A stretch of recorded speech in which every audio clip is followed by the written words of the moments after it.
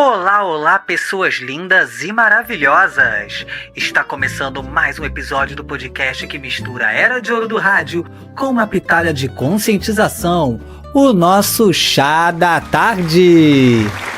Aqui temos um bolo feito de cultura com cobertura de pensamento crítico, biscoitos de conhecimento e aquele chá de formação que, se todo mundo tomasse, nós não teríamos tanta gente, digamos assim, levemente acéfala. Porque hoje, pelas redes radionetifônicas do Brasil e do mundo, eu estou te convidando para mais um episódio do nosso Chá da Tarde. E o nosso episódio de hoje é um episódio muito especial, porque essa queridíssima já esteve aqui no Chá da Tarde, só que ela veio contar, vamos dizer assim, um pouco sobre a sua vida, um pouco sobre a sua história, mas hoje eu não estou recebendo a amiga, eu estou recebendo a escritora.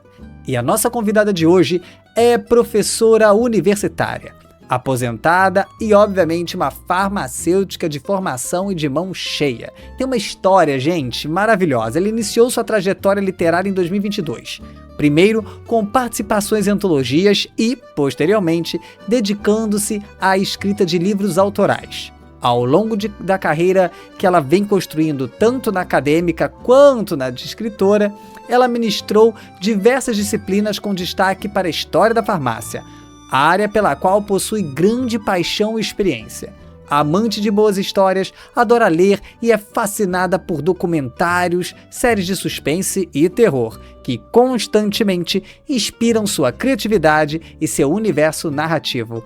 Com vocês, ela que para mim é Cris Maravigold, mas é uma autora que está surgindo com o nome C.N. Albuquerque. Minha querida Cris, seja bem-vinda!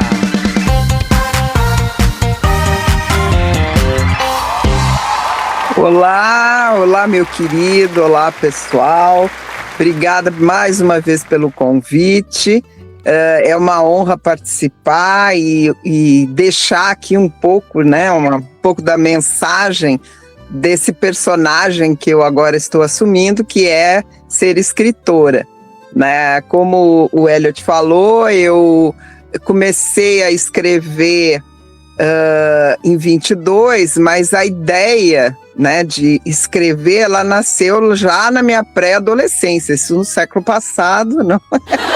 Século passado! Cris, ai gente, foi ótimo. Ô Cris, olha só, primeiro de tudo, quero te agradecer demais por ter aceitado esse convite de novo. É maravilhoso, é maravilhoso conversar com você, principalmente quando a gente tá aqui no Chá da Tarde. Eu sei que você tá aí em São Paulo hoje, eu tô aqui no Rio, né, gente? A gente tá fazendo aqui pelas redes radionetifônicas, mas eu queria começar, Cris, fazendo uma pergunta que eu acho que é essencial. Para quem não sabe, a Cris, ela escreveu aqui o livro A Casa Rosa, o Grimório de Sefer, que tem uma pegada, gente, que assim, que livro fantástico, tá?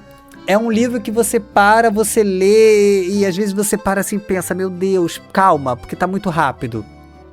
É um livro gostoso de leitura, vou fazer a minha crítica depois, eu vou postar na nossa página, mas o que eu queria é o seguinte, Cris, como que foi para você iniciar essa ideia de escritora? Como é que foi? O que te deu, assim, esse primeiro passo? O que foi o estopim para você falar assim, vou escrever o livro e ele vai ser dessa forma? Conta pra gente, por favor. Bom, na verdade, como eu falei, a minha influência, a minha vontade de escrever, ela nasceu na minha pré-adolescência. Porque desde criança, desde muito pequena, eu sempre assistia filmes de terror com meu pai. Era Bela Lugosi, Christopher Lee, Vincent Price, os clássicos do terror. Sempre assisti séries do Sherlock Holmes, Agatha Christie, aqueles filmes da Agatha Christie que chegaram no cinema, nas telas, né? E eu sempre adorei histórias de mistério, histórias de terror, histórias mais enigmáticas. Então, lógico que na vida a gente tem que ter as opções, né, com relação a uma profissão. Eu escolhi ser professora universitária. E o professor universitário, ele está, assim, cheio de atividades, não só da aula, né, como aquela velha frase, o professor só dá aula, né, não é bem assim. A gente, para dar aula, tem que preparar, tem que pesquisar, tem que buscar, tem que criar materiais, tem que fazer várias coisas só com relação à aula. E, além disso, a gente tem toda uma relação de atividades paralelas, tanto a participação em comissões, participação em grupos de trabalho, participação em eventos científicos, participação, por exemplo, em eventos de divulgação da própria universidade ou da faculdade, e isso toma muito tempo. Então, todo esse período que eu estive como professora universitária, obviamente que eu não tinha tempo de me dedicar à escrita. Depois da pandemia, eu comecei a verbalizar e a planejar que eu iria aposentar. Eu aposentei o ano passado, né? E nesse período antes de aposentar, eu tinha licença-prêmio, férias, esses períodos. E nesses períodos eu digo, bom, eu vou fazer uns exercícios diferenciados, que foram exatamente na linha da escrita. Eu comecei a participar de antologias. Normalmente, como é que são feitas essas antologias? As editoras, elas lançam um determinado edital sobre um determinado tema, com algumas características, que pode ser número de páginas, número de palavras, número de caracteres, cada editora tem seus padrões lá para criar essas antologias. E aí eles pedem para mandarem, num período X, os contos, e eles avaliam determinada data, eles dão a relação dos contos que foram escolhidos e que vão participar. E eu tive a felicidade de ter em torno de uns 20 contos aceitos, que já foram publicados, né, alguns estão saindo agora, já tem algumas antologias que vão sair agora, por exemplo, semana que vem já sai mais um sobre vampiros, né, que eu fiz. Sim, Quer dizer, assim, gente. É por aí, negócio. Ela tem esse pezinho nas trevas, ela adora esse tipo de cultura pop, darkness. As trevas estão sempre no ar. E aí... Pode continuar. Só para encerrar essa parte. E aí, quando eu vi que realmente eu me pus à prova e 20 contos foram aceitos e foram publicados, eu pensei, bom, então eu não tô tão fora assim, né? Porque a linguagem acadêmica é outro tipo de linguagem, né? Que era o meu dia a dia. E aí eu digo, não, então está na hora de eu começar a pensar um livro autoral, alguma coisa de uma história que eu invente, que eu crie, que eu desenvolva, obviamente que no tema terror e suspense, que é o que eu gosto. Bacana. E assim, Cris, eu queria puxar um gancho da pergunta anterior, porque assim, na realidade, se a gente parar para raciocinar, a gente sabe que o mundo literário, principalmente aqui no Brasil, ele não tem tanto, como eu posso dizer, não há um investimento. Por exemplo, você e eu, a gente sabe que a gente já morou em Paris, né? A gente morou na França, e você morou em Toulouse, não foi, Cris? Foi em Toulouse. Então, a gente sabe que a cultura francesa é uma cultura que apoia excessivamente a leitura. Você vê os franceses com livros debaixo do braço, com livros na hora do café, com livros na hora do lanche, do almoço, enfim. E aqui no Brasil a gente não tem muito isso, infelizmente. Como que foi pra você? A gente sabe que a sociedade ela é um pouco, vamos botar assim, ela existe rótulos nela, né? Existem rótulos. E eles rotulam as pessoas a todo instante, principalmente hoje em dia com a internet. Como que foi pra você, uma mulher com esse conhecimento todo que você tem, viajou, a gente sabe que você tem uma queda pelo Egito e a gente vê isso na capa e na história do seu livro. Como que foi pra você chegar e falar assim vamos botar aí pro editor, né, pra quem te recebeu na editora, falar, olha, eu quero escrever esse livro aqui. É óbvio que às vezes outras pessoas podem ter dito, ou pensado, nem dito, né? Nossa, gente, mas uma mulher com essa idade querendo escrever, porque a gente sabe que as pessoas rotulam, Cris, a gente não pode fugir disso. Mas por que eu tô te perguntando isso? Porque eu sei da sua capacidade. Cara, eu amei. Tem horas que eu li o livro, eu dava saltos. Eu falei assim, meu Deus. Eu dei um salto no outro dia que assustei até a pessoa do meu lado. Que eu assim, gente, não acredito. E assim, eu já te conheço, mas as pessoas rotulam muito. E às vezes isso pode servir até como, para quem vai ouvir a gente aqui, como um ânimo, como uma forma de você ser um exemplo. Como que foi pra você, se houve, e você quiser falar um pouquinho pra gente, como que foi pra você uma mulher nessa fase da sua vida, iniciar a escrita, os obstáculos que possivelmente possam ter tido ou não. Qual foi a experiência depois de você ver o livro impresso na sua mão, na sua casa? Conta um pouquinho pra gente. Tá bom. Bom, eu acho que o mais importante dessa minha trajetória, eu acho que o que veio a semear ainda mais a vontade de escrever foi quando eu comecei a participar da ABERST. A ABERST é a Associação Brasileira de Escritores de Romance Policial, Suspense e Terror, que é um grupo extremamente gostoso de encontrar. A primeira vez que eu encontrei esse grupo foi num evento que a gente foi em Paranapiacaba. A associação ela faz, além de cursos, além de encontros e tudo mais, reuniões e tal, eles fazem anualmente um encontro onde em torno de uns 30 escritores nacionais, a gente vai em um lugar, e a primeira vez que eu fui foi em Paranapiacaba, aonde existem histórias de terror, histórias macabras, de assombração e tudo mais.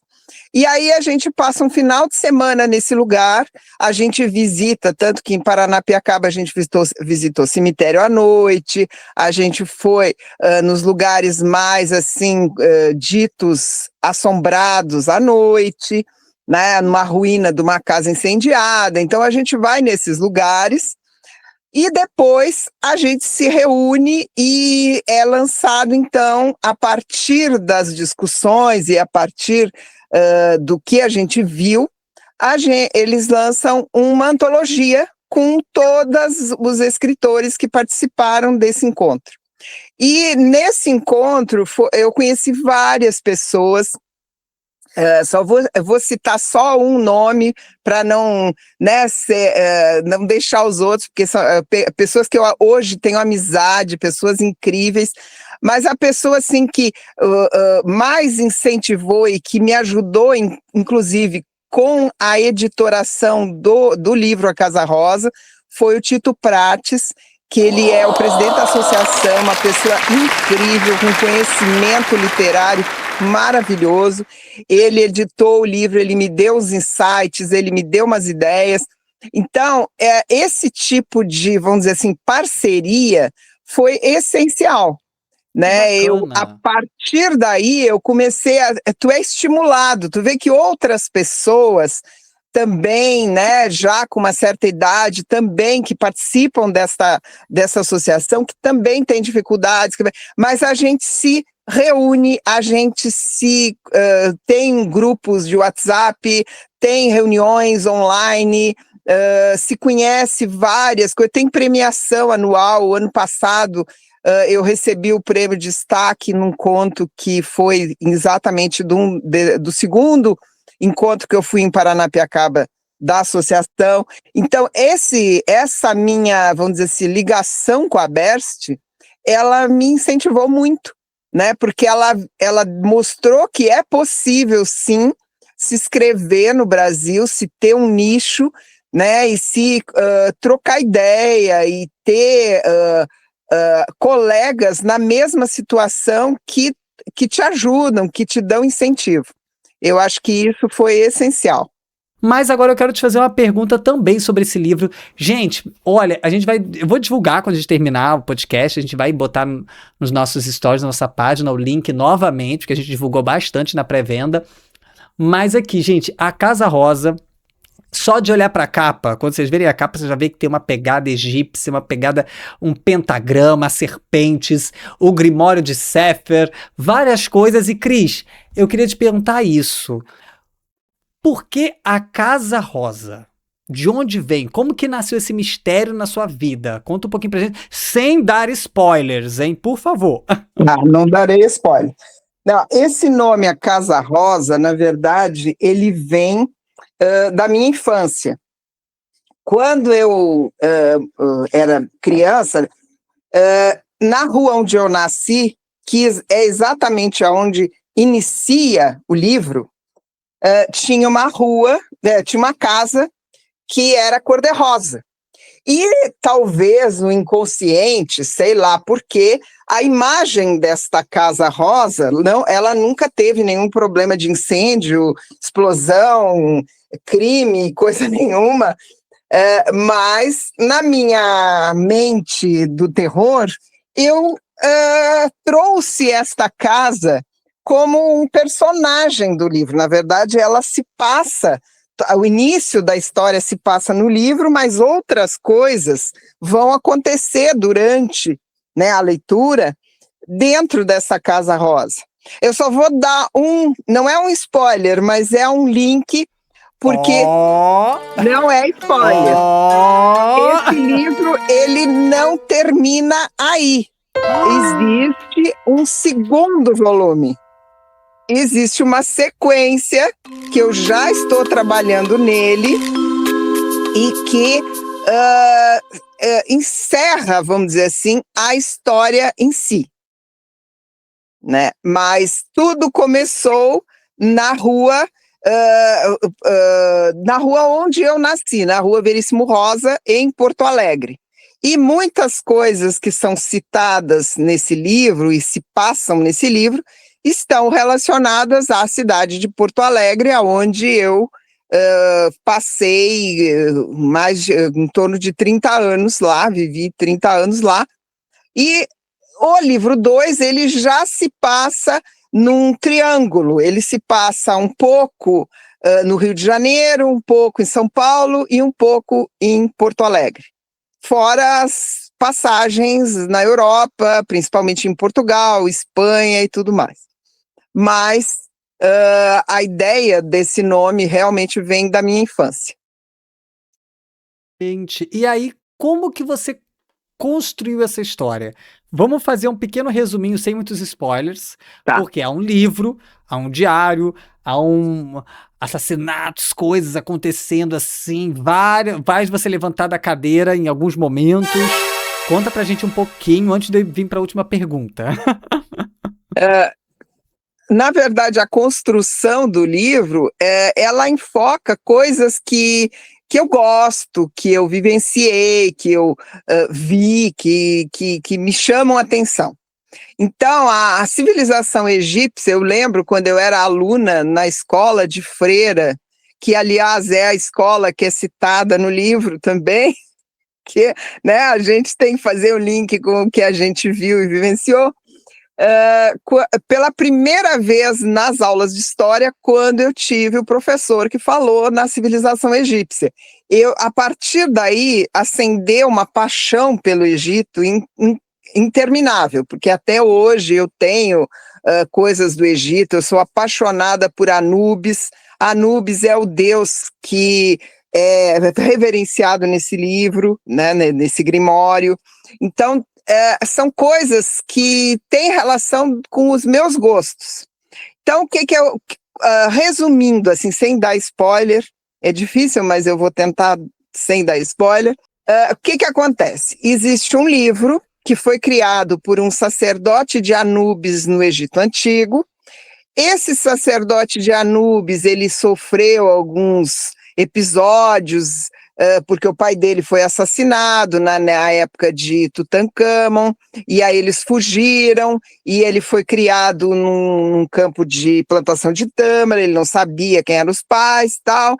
Aí ele volta, e a partir do momento em que ele volta para o Egito, para o templo de Anubis, e ele começa a estudar, ele se encanta com o conhecimento, ele já tinha a vontade de aprender, e aí ele começa a criar um grimório. O grimório dele, no início, são coisas, aprendizados que ele tinha, depois ele começa a fazer a parte de embalsamamento de corpos, né? E aí ele começa a criar fórmulas, ele começa a criar poções, ele começa a criar coisas, e aí ele começa a se desenvolver, ele viaja por vários lugares, ele conhece vários personagens, e aí eu coloco alguns personagens históricos, né? Não vou dar spoiler, mas são vários personagens. E aí esse grimório...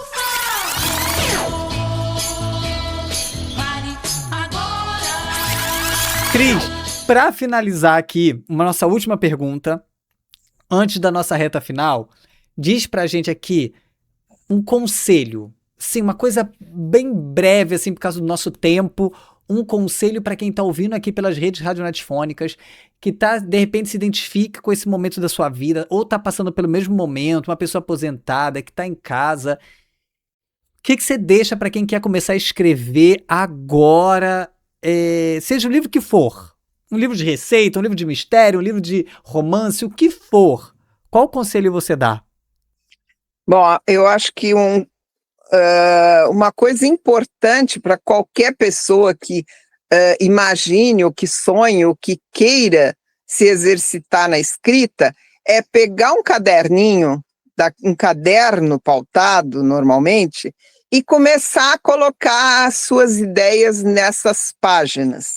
E começar a escrever, mesmo que não tenha assim uma ideia fechada da história, porque no meu caso eu não tinha uma ideia fechada na história. Eu fui criando, eu fui desenvolvendo, eu fui evoluindo e eu fui fazendo aquilo que eu acho que todo escritor tem que fazer, colar as pontas. Então, tu criou uma situação, um personagem, tu tem que casar aqueles acontecimentos para que a história tenha uma linha de raciocínio lógico. Então, ela tem que fluir, ela tem que... não posso deixar pontas soltas, escrevi sobre um grimório, mas cadê o grimório? Escrevi sobre uma tumba, mas cadê a tumba? Né? Então, é pegar um caderno, é escrever as ideias que tem na cabeça, com o tempo ampliar. E uma coisa que eu comecei a fazer foi exatamente participar dessas antologias. Buscar nas redes sociais, que aparece muito edital, né? Eu peguei vários editais em redes sociais, e se exercitar. Ver, tem o tema X, beleza, vou mandar um conto. É mais ou menos isso que eu acho que é importante. E aí, agora uma coisa que eu sei que ela adora, ela já está acostumada, ela ouve aqui os nossos episódios, mas quem não ouve, vai ouvir pela primeira vez, quem ainda não conhece o Chá da Tarde. Ficou. O Tauan, quando ele ouviu, ele falou assim, eu não acredito! Toda vez que esse segundo toca, significa que a gente está chegando na reta final do nosso Chá da Tarde. Mas antes de acabar, nós temos o nosso famoso Jogo das Xícaras. Para quem está chegando aqui agora, o Jogo das Xícaras é uma brincadeira que a gente faz com o nosso convidado ou convidada. Esse jogo diz que a gente vai literalmente embaralhar aqui 4 xícaras, mas cada xícara tem um chá e um jogo. A xícara de chá número 1 é o chá de canela, é um jogo rápido que eu pergunto e o convidado responde. A de xícara de chá número 2 é o chá de morango, uma reflexão sobre a vida que a nossa convidada traz aqui pra gente. A de número 3 é o chá de abacaxi com gengibre, uma situação polêmica que ela vai ter que responder direto.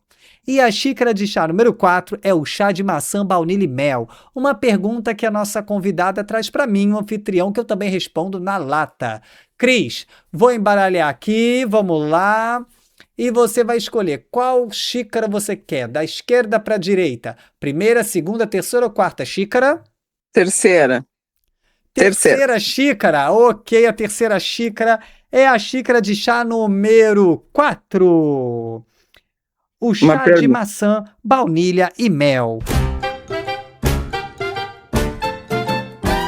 Cris, você tem alguma pergunta polêmica para me fazer para eu responder também com um ar de chá de cicuta, quase? Eu sei que tu também é escritor. Eu sei que tu também tem livros maravilhosos que levam, né, a gente nos nossos RPGs. Eu queria saber da onde saiu a inspiração dos reinos, dos personagens, como é que tu criaste tudo isso, porque eu adoro, né, que para quem conhece sabe que a gente joga RPG num universo maravilhoso e a gente se diverte um monte. Então, Cris, eu acho que a inspiração para isso tudo, no meu caso, é amar o ato de criar. Eu acho que a minha mente é isso, amar o ato de criar. Porque você sabe, você me conhece intimamente, você sabe que eu crio muito, eu adoro criar coisas. E eu adoro conhecer histórias que tenham criação.